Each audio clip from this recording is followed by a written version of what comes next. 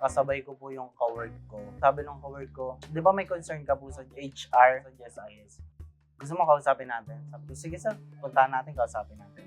Ayun, pinuntahan namin siya. Tapos sabi niya sa akin, punta ka sa office para mas lalo kitang ma-assist. And pagpunta ko po sa office, yun na, sinabi niya na nga po sa akin na mas maganda kung mag-register ako online ng GSIS Touch.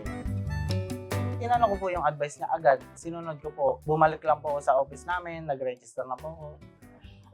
Nung nag-download po ako nung GSIS Touch, bali parang sobrang smooth nung mga transactions, ganyan, applications. Iwas na talaga ako sa hassle sa mga pila. Pupunta pa sa gantong branch, ganyan. Tapos pipila pa, kailangan maaga. Sobrang hassle-free siya. Para mas mabilis yung mga transaction, mas ma-monitor ko yung mga transaction ko, ganyan. Kasi nandoon na po lahat sa GSIS Touch .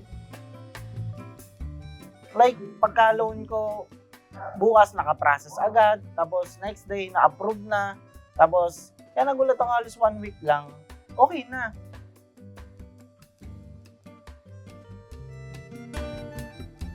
Nagulat ako nung tumawag yung HR, ganyan. Kala ko wala lang nung una. Pero nung nagpakilala ng HR, sabi ko, totoo nga. Okay yung araw ko na yun na sobrang sayo kasi imbis na malungkot ako kasi may hinahandle akong matter. Parang ansaya ko tuloy bigla.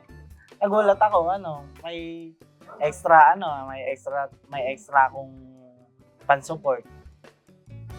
Relax ka sa GSIS Touch.